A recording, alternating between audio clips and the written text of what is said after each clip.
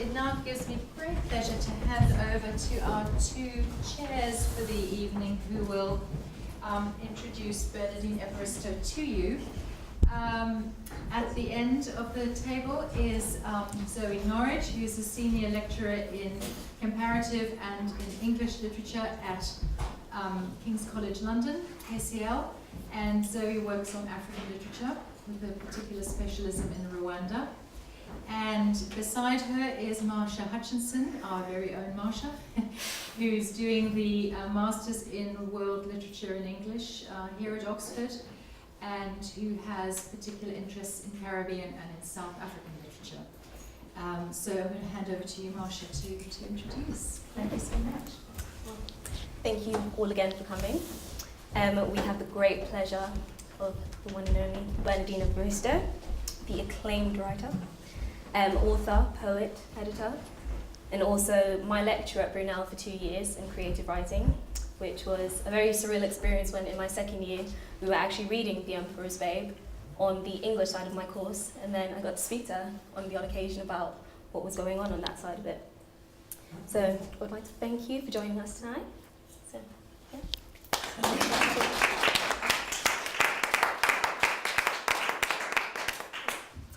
Just a little bit for your own comfort about the structure of this evening. We're just going to ask you for your first reading and maybe a little bit about why you chose that reading. Myself and Zoe will ask you a few questions, move on to the audience, and then finally back to your extracted reading. So. Okay, so you want to read? Yes, great. Please. Yes. So it's great to be here. Thank you very much for inviting me, Elika. So I'm going to read obviously from The Emperor's Babe. This is the original cover, which is very glossy and very nice, but then they got a bit cheapskate and got rid of the gold. It's always interesting doing a reading or giving a reading to people who've already read the book. I don't have to introduce anything. So I'm reading from the start of the book because that seems to make sense. And I'll just read some of the beginning sections.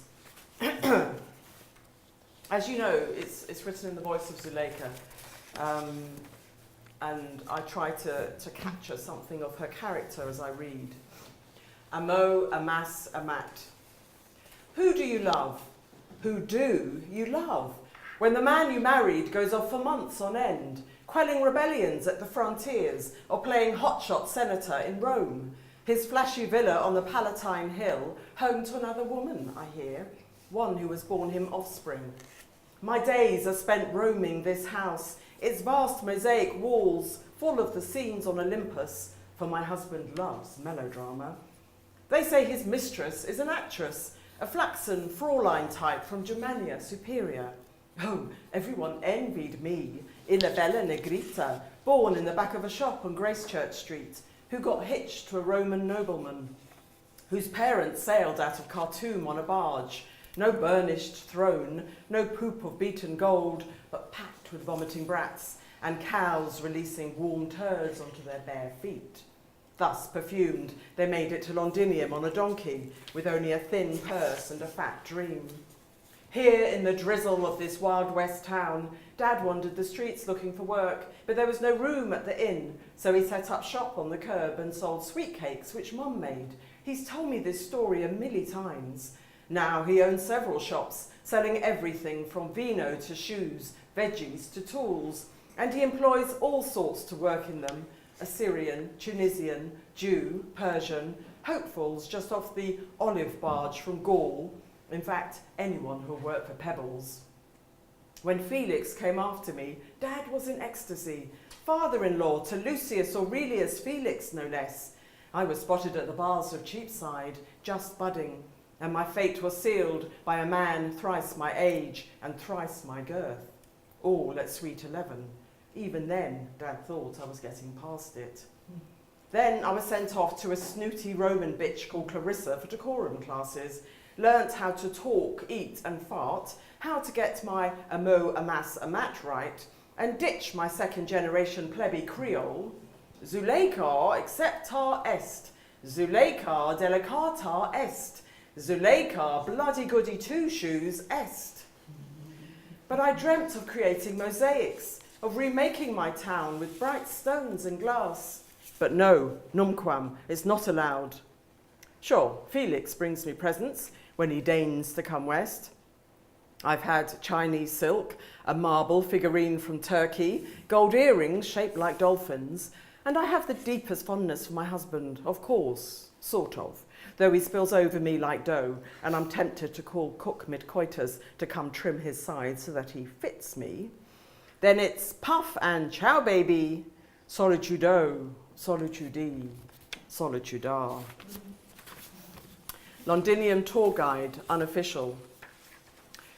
1 minute, it's hopscotch in bare feet. Next, you're 4 foot up in a sedan in case your pink stockings get dirty. No one prepared me for marriage. Me and Alba were the wild girls of Londinium, sought to discover the secrets of its hidden hearts, still too young to withhold more than we revealed to join this merry cast of actors. She was like a rag doll who'd lost its stuffing, spiky brown hair kept short 'cause of knits. Everyone said she was either anorexic or had worms. But Alba was so busy chasing the Dulcis Vita that she just burnt everything she ate before it turned to fat. She dragged me out on dangerous escapades. We were partners in crime, banditos, renegades. She said there was more to life than playing with friggin' dolls, like causing trouble and discovering what grown-ups did in private without getting caught. We were going to steal from the rich, give to the poor, keep 75% for ourselves, and live in one of their mansions with 1,000 slaves feeding us cakes all day, every day. But until such time, her dad owned the butchers next door but one. Mine couldn't care less what I did. His precious Catullus got the abacus and wax. I got the sewing kit and tweezers. He was even bought a ponytail for his curly little head, so he'd fitted in at school with all those trendy Roman kids. Bless his sockless feet. Imagine. Some days we tore the tenements of Aldersgate. He'd trail behind like a giant sloth, his big muddy eyes under sleepy hoods, just like his father's, and plead with us to slow down. I'd tell him to footuo off, you little runt, leaving him behind as we raced towards the slums, swarming with immigrants, freed slaves and factory workers, usual suspects. We play knock down ginger, throw stones, break windows, then leg it down an alley out of sight. Arrive home breathless and itching with flea bites and jiggerfoot. What with the alfresco sewerage running between paving stones. Now in my neighbourhood, summer evenings were spiced. Trout fried on stalls, fresh out of the Thames. You could eat air or run home for supper in the back yard Dad called an atrium. That's if the rush hour traffic allowed. Carts clogged up the main drag to the Forum, up and unloading produce from up country or abroad. Sometimes I'd hear a solitary flute through an open window and stop, breathing. Later, we'd sneak out for the vicarious thrill of the carnal experience. Like two Toms, we'd prowl the darkened alleys, our noses sniffing out the devastating odour of sex. Peeping through candlelit shutters, we were amazed at the adult need to strip off and stick things in each other. Men and women, women and women, men and men, multiples of all sorts groaning in pain. Absolutely fascinatio. And then we encountered death. Lucan Africanus, the baker of Fenchurch. I was the daughter he never had, he said, though his eyes spelt wife. Gave us fresh bread dipped in honey, our thanks, to raid his store one night, find his great black rigor mortis self in a cloud of flour, 2 burnt buns for cheeks, too much yeast in his bowels, emptied on the floor. That stopped our missions for a while.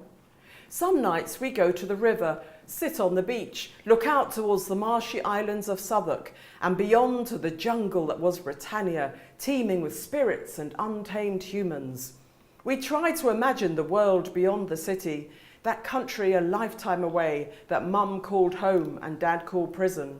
The city of Roma, which everyone went on about as if it were so bloody mirabilis. We talk about the off-duty soldiers who loitered in our town. Everywhere, they were everywhere, watching for lumps on our chests, to see if our hips grew away from our waists, always picking me out, plucking at me in the market. Is our little aubergine ready? No, I'm not, you stinking pervs, I'd growl, skedaddling hot foot out of their reach. Sometimes we'd hear grunting on the beach and imagine some illicit extramarital action was in progress. We'd call out in our deepest, gruffest voices, "Hey, polizia!" and rock with laughter because we'd interrupted their flipping coitus. We'd hear them tripping over themselves as they scuffled off. And then everything changed. I got engaged. I wasn't allowed out no more. I had to act ladylike. And Alba said it wouldn't be the same once I'd been elevated. And I'll read, I think, just one more. I think it's probably 7 minutes, is it? Yeah. So I'll just read one more. It's called The Betrothal, page 22. His pupils are soaked in desire, float in a crisp January sky, show no mercy, even as mine plead innocence. A small gold link to my heart lies in the damp crevice of his supplicant palm. Spiders crawl up his forearm. I am level with his beige linen abdomen, black leather girdle slung low. The Egyptians, he proclaims, discovered a most delicate nerve on the finger annularius, the only one, indeed, with a direct line to our greatest gift, the human heart. And so, with this ring, I thee betroth, Zuleika, cherished daughter of our man from Nubia, Unlarmony. He takes my limp hand, fills the trembling gold, and withdraws ever so, ever so, ever so slowly to applause. But I flick my hand down so that Cupid's cute little handiwork tinkles on the ground amidst gasps. My eyes lock his in then and smile. He has just made of my greatest gift an exile.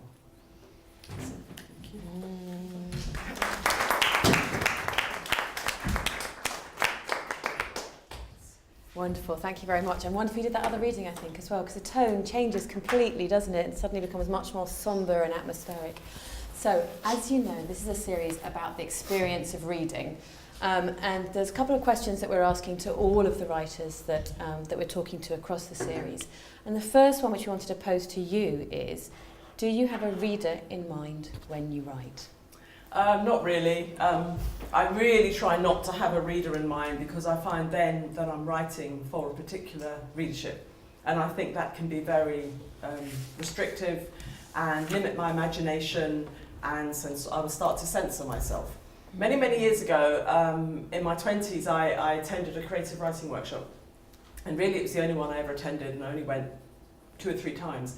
And I found that outside of the workshop, I was writing for the people in the workshop, and I just thought that there was something very wrong about it. It was a feminist group, and I felt that I had to be right on, as we said in those days, and that I had to be politically correct, although I don't think we used that term then.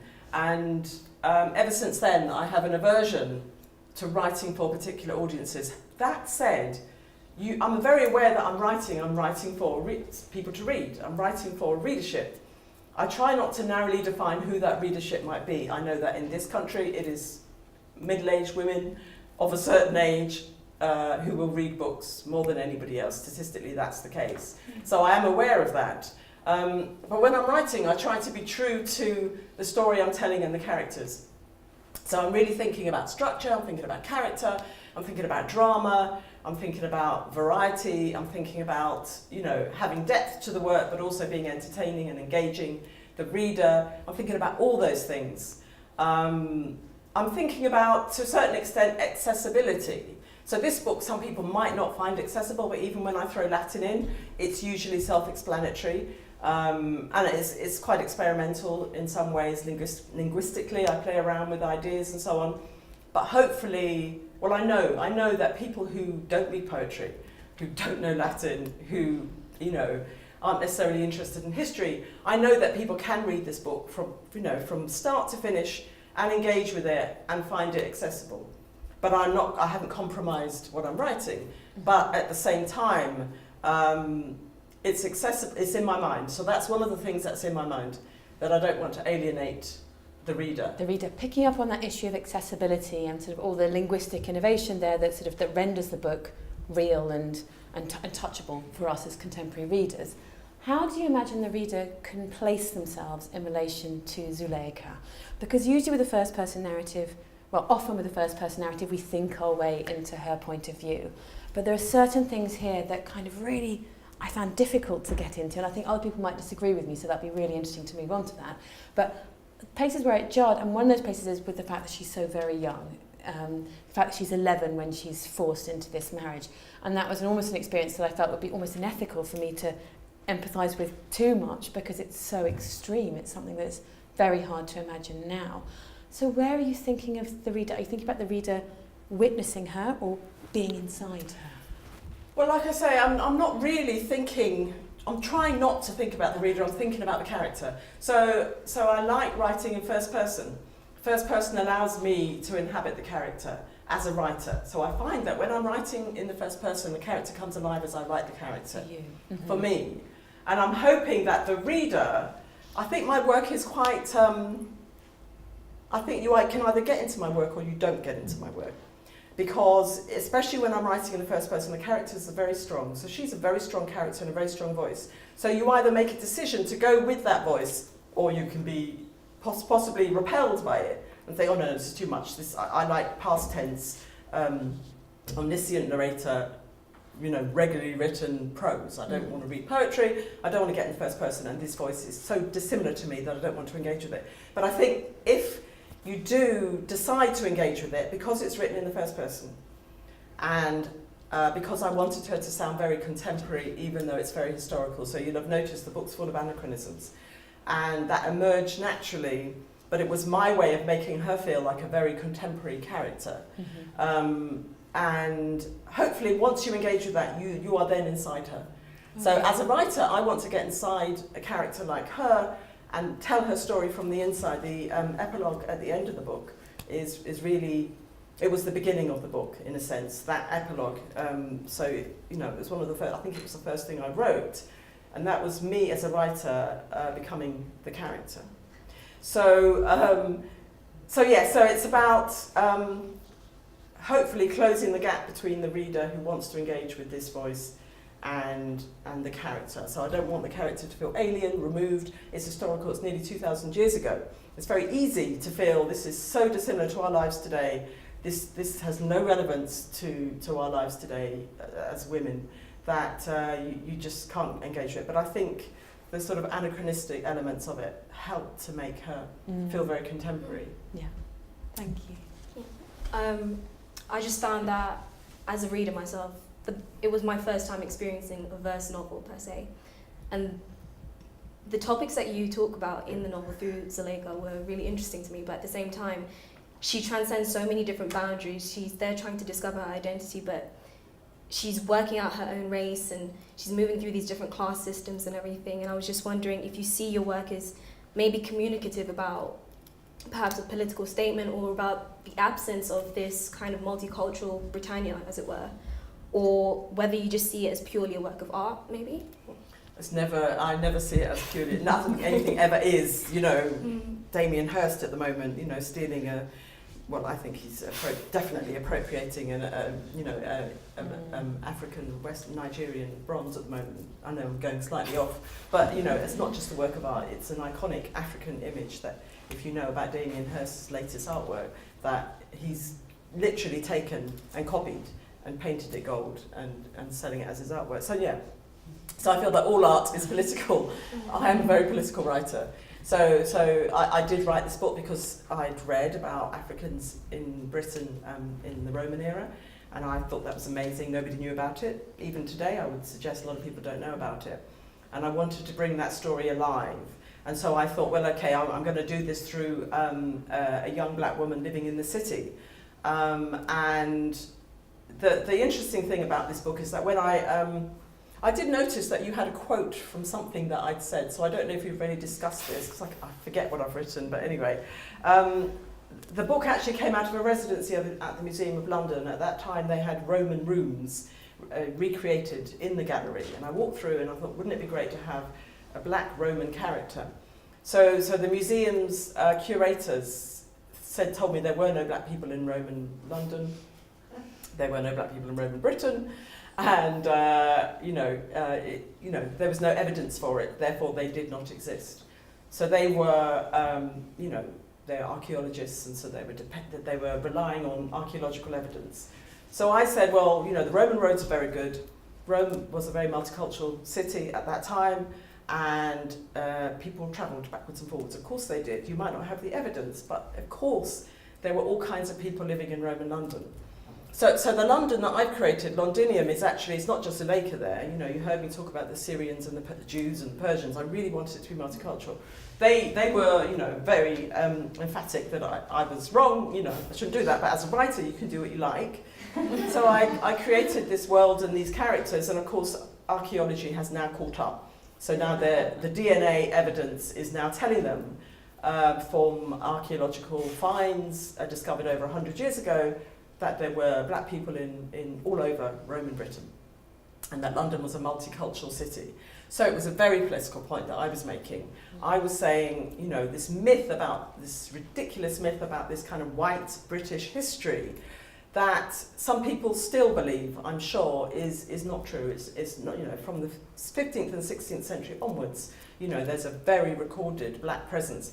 But I wanted to go even deeper and look at something that was 2,000 years ago to sort of completely disrupt this myth of, Roman Britain, or Britain 2,000 years ago being a white society. So that was my starting point. History might have moved on, but when I was writing the book, I couldn't find any evidence for anti-black racism existing then, because it had emerged with the slave trade as we know it. So even though Zuleika is a black girl, and people obviously will notice a difference, because I'm not saying that there were loads of black people in Roman London, she's not really experiencing the kind of racism as we understand it today.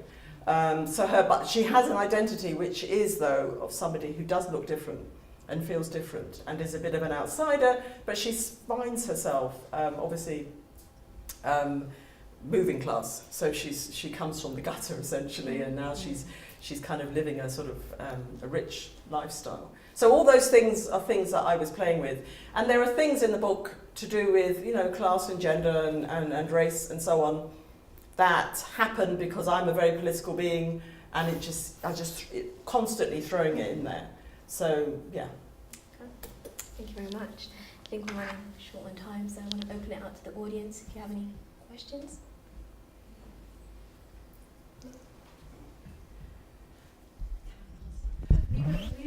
We were talking earlier about whether it's a feminist novel, and the idea of Zuleika as a character, and going back to what you were talking about, the idea of kind of how brutal that, you talked about that when you were doing the reading of the spilling like dough over her. And I remember when I read that, I wanted to retch. My immediate reaction was like, I want to be sick at the thought of that happening to an 11-year-old girl. But at the same time, there's this amazing touch of humour that she's injecting, that she's making him into this disgusting creature that's on her, that felt really empowering. And we were just talking about that as a group, like where did we go with it? That is she objectified? Can we see her as a kind of heroic figure? Does she emerge from it? Is she ridiculed at the end when she's made to seem silly with her poetry? That kind of thing. So I just wondered what you thought. Yeah. Is it a feminist book? I don't know if I've thought about that really in terms of this book. I don't know. I suppose it is, perhaps, because it is looking at somebody who is completely disadvantaged because of their gender in the society that she's growing up in. I don't really like writing female characters who are victims.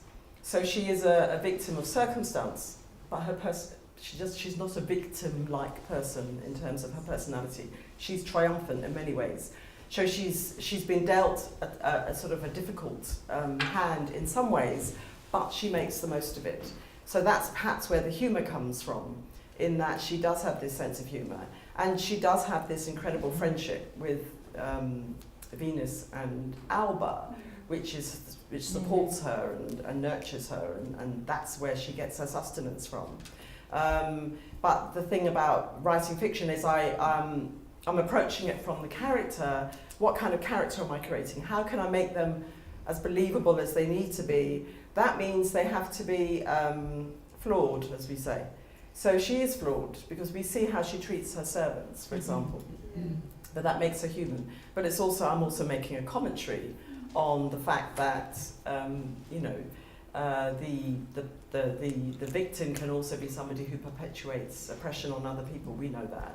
You know, that's kind of power 101, isn't it? So even though she's in a situation that's very difficult for her, that doesn't mean that she empathises with the people who are even in a worse situation than her. So is it a feminist novel? I don't. Well, yes, I suppose so, if you want to call it that. Sometimes it feels as if you're kind of limiting something by putting that kind of label on it. You know, it's a feminist novel, it's a post-colonial novel, it's a this novel, it's a that novel. It's definitely a novel about a woman making the most of her life in spite of a difficult situation. And also I feel that Zuleika is, you know, there are young girls today in Yemen, you know, and Saudi Arabia and other countries who are being married off at the age of 7, possibly even younger, to big dirty old men. And, you know, I felt that I was making a commentary on that through the experience that she goes through. So again, that's where the anachronism comes in, because it is not just about making her feel like a lively contemporary character, but it's also about making commentary on the society that we're living in today, in all kinds of different ways. Do any of the A-level group want to come in on that? Because you're closer in age in some ways. How did you respond to that when you were reading? Yeah, I think we had a very similar reaction in the sense that it was incredibly shocking when we first read that. But I think, in a way, it needs to be shocking, and I think that's what fiction can do in like, as you were talking about, countries like Yemen and Saudi Arabia, when you see news coverage of the atrocities that happen there, it doesn't have the same visceral reaction. So I think it definitely made us think about some of those kinds of things in a way that it otherwise we wouldn't have had that experience, definitely. Thank you. There was a follow-up point there as well. Do you think your work could ever be performed as do you think it could ever be performed by actresses? This book? Yeah, I think so. I think she'd be a great stage character or film character. There's a really talented young comedian called Michaela Cole. Has anyone heard of her? I mean, she's absolutely wonderful, and she's got a show on, well, it was on last year, called Chewing Gum. And I saw the live show at the National Theatre that she did, and it's a one-woman show. And she's a very funny, young, dark-skinned, beautiful, very petite black actress.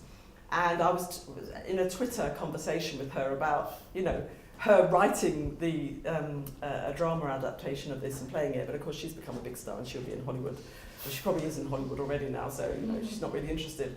But with the right actor, yes, absolutely. And it was optioned to be a film, but a lot of books are. Yeah, no, but that was ages ago. Don't forget, this book came out in 2001. It was a long time ago.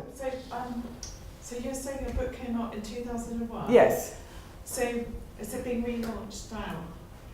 I think my publisher said something about relaunching it. Sometimes they relaunch books. It does seem very, sorry to keep speaking, but it does seem very relevant. It seems like you just launched it. It just does seem very,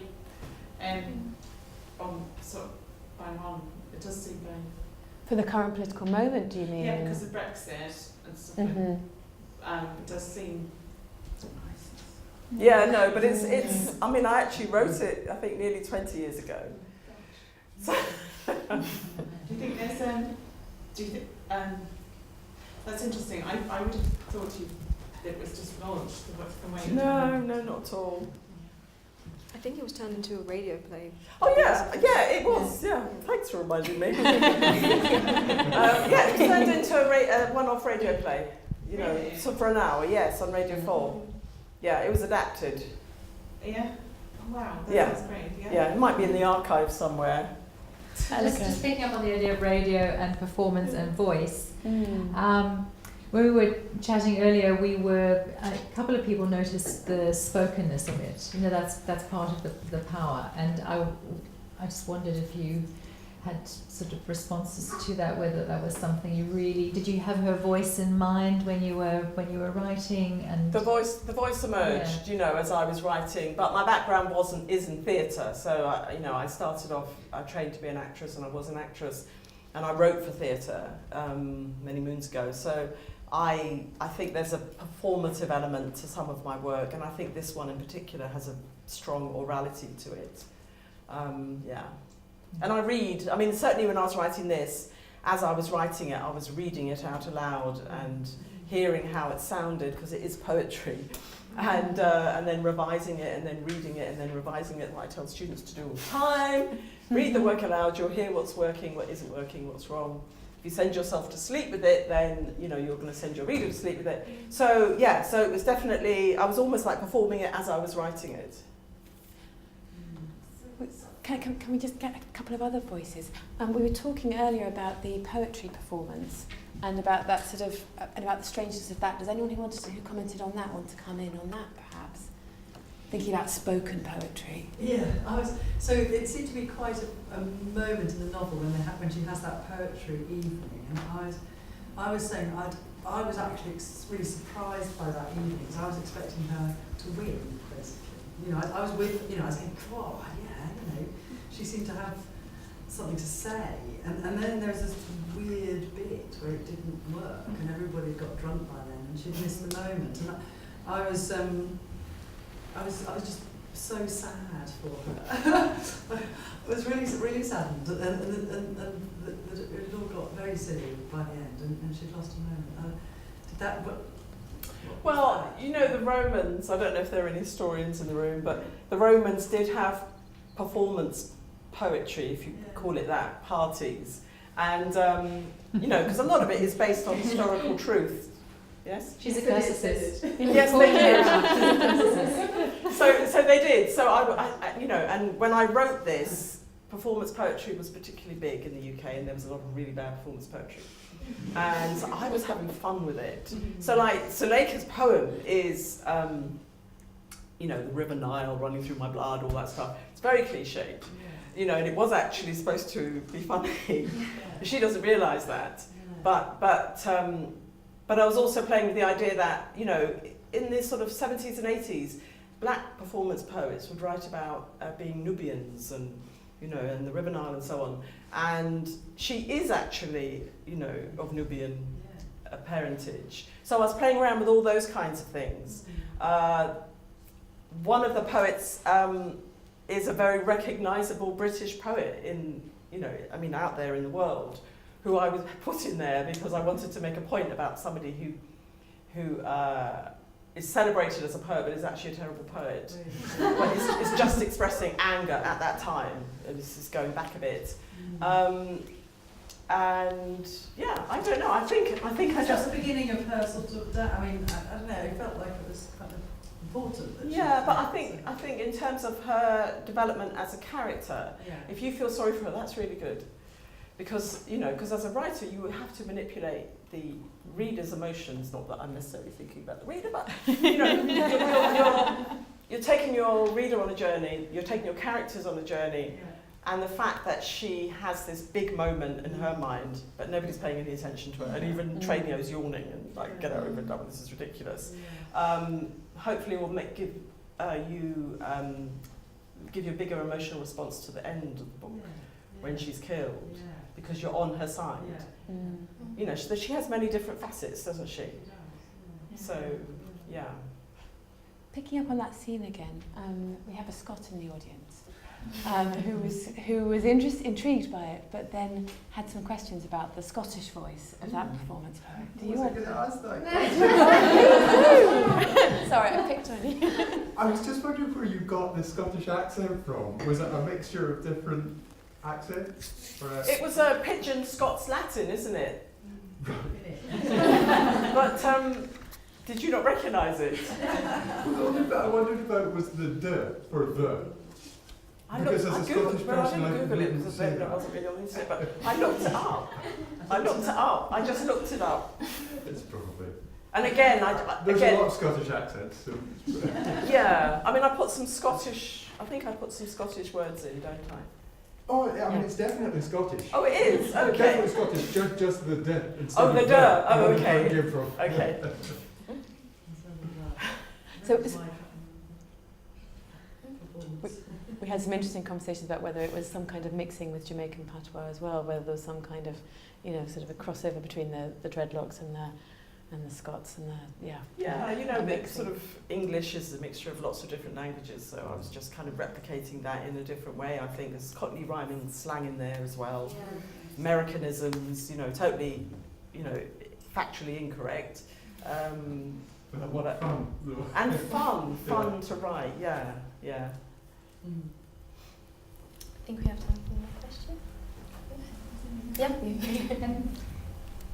We were talking a little bit about whether the brilliant humour in it exacted a cost in terms of the seriousness of your themes and the strength of your political points, whether it ever got sort of packaged in certain ways that was frustrating to you. Because I've taught the novel a bit here to classes who do reception in English first, but some of them can be quite old-fashioned, and you had to persuade them, this is important and this is intellectual and that's usually with that before they've read it, but they can't quite believe that in their classics fourth year they're allowed to do this. Oh. I know. They're converted, I'm pleased to say, but do you feel that the humour and sassiness was risky in any way? I think it's a mixture of comedy and tragedy, isn't it? And I think one services the other. So you're laughing, but then you're crying. And I hope that there is a mixture of that in there. And there are some very, very serious moments in there. But you're saying about that. I suppose the packaging, because I found it devastating and a really, really important book, really painful. I tend to find funny things painful anyway. But just in terms of like the challenge in Oxford is to get people to read things in the first place. And so I work on Toni Morrison and a number of white men who tell me they can't understand a word she's written. And I'm like, okay, which words have you read? And they're like, oh, actually none. And it's a sort of, that's not for me. Do you ever feel frustrated that it's difficult to... Oh, you mean for people to actually pick up the book and want to read it? Yeah, of course. I mean, that seems more immersed in Oxford classics than me, but how many of your colleagues will want to read this unless they're in reception? If you tell them this is making a serious point about classics, are they, there's a kind of... I think that's difficult because a lot of those classes aren't interested in any kind of thing of what we would call reception, which has nothing to do with anything else apart from that you're about two millennia too late for their kind of interest. So I can imagine that the sort of comedy might make people take it less seriously. I have a strange, different experience because I remember when I picked this up, a friend gave this to me for my birthday in 2002, so I had it then, so I've kind of always known about it, you know what I mean? And that's the kind of classics I do, and then all the classes I work with do that kind of classics, but I don't know if it's Well, obviously it's deliberate, calling it the Emperor's Babe, that's the whole point, but it's just the people you want to listen, it's so damn hard to get them to listen sometimes. Yeah, I'm not particularly bothered about academics not wanting to read it. I mean, I know that this is... We are shocked. Well, it's great when they do, and I love it. It's great when they're teaching it. Of course, as writers, we absolutely love this because it means you're taking our work seriously. But a wider readership, that to me, that would be the focus, really. And I think they would probably find it attractive if it's packaged as something that's got a lot of sort of levity in it. Is there anyone that hasn't spoken yet that's got one final question for us? If not, we'll move on to the final reading. Okay. Lovely. Thank you. What time have we got? It's 13 minutes to 2.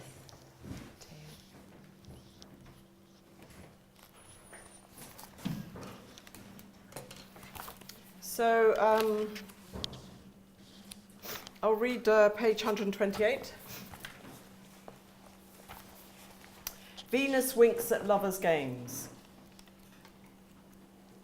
Songbird surprise was my favourite dish, and I knew it would be his.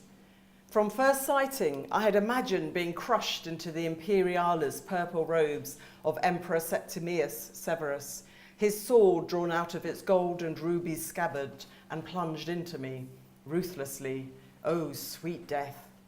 We were together, finally, in my triclinium, a lyre player in the background, as we reclined on sofas, the low marble table laid out with a little spread, served in my floral red Samian crockery. Small songbirds soaked in asparagus sauce with quail's eggs, dormice cooked in honey and poppy seed, salted fish with oyster dressing, my lord, milk-fed snails, just for you, fried jellyfish, bear cutlets, sliced flamingo tongue, marinated in turmeric and clove oil. Am filling my hunger, par-cooked courgettes, boiled whole, sautéed peacock brains, melt in my mouth. You look across, am stuffed, dates torn between my teeth, sow's udders, lark's tongue in gall garlic, spiced with perfumed peacock feathers and peppered rose petals, sweet wine cakes to follow, olives with thyme is on our side, all drowned down with finest African wine. We were silent, letting oils drip over lips and chins, watching each other lick it up with acrobatic tongues. He was solid, like a gladiator, my Libyan, my lover-to-be, my libidinous warrior, my belcher. His black eyes following the slope of my shoulders, my shimmering cerise gown, décolleté, fastened with sapphire clasps set in gold, flattering my shining bazookas, the rise and fall with each excited breath. He was in Britannia waging war, he said, would leave when the whole of Caledonia had been taken, from Hadrian's Wall to the Antonine Wall and way up to the North Sea. His marriage was impossibili, he said. His wife had gone from swan to donkey. He knew Felix well, had often dined with him at his villa in Rome, news to me. He called me to him, nibbled my neck, his harsh bristles scratching my delicate skin, stuck his tongue down my ear, making me squeal, growled, "Are you ready for war?" My Legionarius, I like you two ways. Either take off your crown of laurels, drop your purple robes to the floor, and come to me naked as a man, or dress up. Zuleika. Real soldiers wear tunics under armour. My emperor does without. Stands before me, metal bands tied with leather straps over a bull's chest. Iron wings protect shoulders from flying sabres. I finger your second skin, my lord, cold, polished, my reflection cut into strips. Your tawny trunks perfumed with juniper oil, hard with squeezing the damp flanks of stallions, dagger gripped for my forging. Are you ready for war, soldier? A centurion's crested helmet and visor, curve of dramatic bristle. Like an equus, you roll your head, lightly brush my inner thighs, leaving a trail of goosebumps and giggles, then trace the tip of your sword down the center of my torso. Dare I breathe? Let your root map a thin red line. Silver goblets of Burgundy vino by my bedside to toast the theatre of war. Close your eyes, you command, a freezing blade on my flamed cheek, hand around my neck. I am your hostage. I am dying. I am dying of your dulcet conquest. You make my temples drip into my ears, whisper obscenities, plant blue and purple flowers on my barren landscape. Here, besiege me, battery ram my forted gateway, you archer, stone slinger, trumpeter. Give it to me, futuo me, my actor, emperor. I hold the pumping cheeks that rule the world, I do.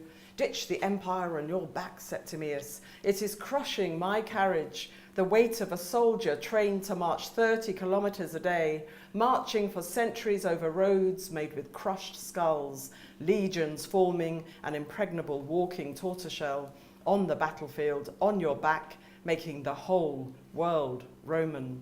Vidi, vici, veni. Take off your victory. I am vanquished already. I can't fight you. Just stab me to death again and again. Stab me to death, soldier. And this is the language of love, too. After you have emptied yourself, page 159.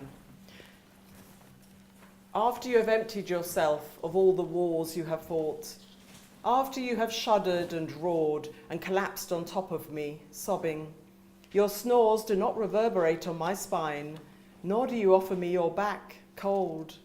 Always you ask who I am. What do you dream, Carissima? Your head heavy upon my breast.